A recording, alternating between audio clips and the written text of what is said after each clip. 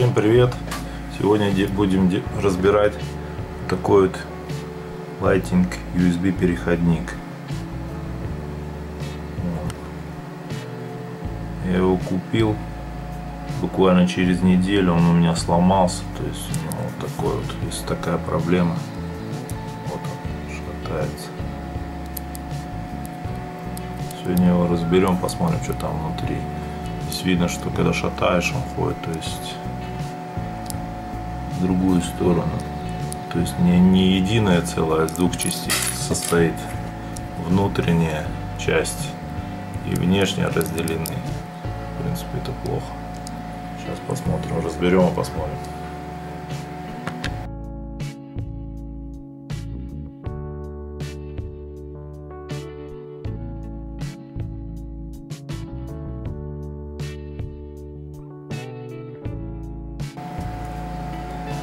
Ненадежная пайка была. Конечно, неудобно. Поэтому он у меня так сразу и сломался.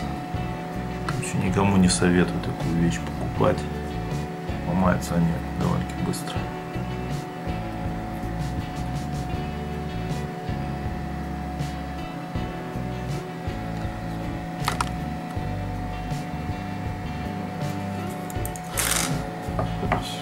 Мусорку.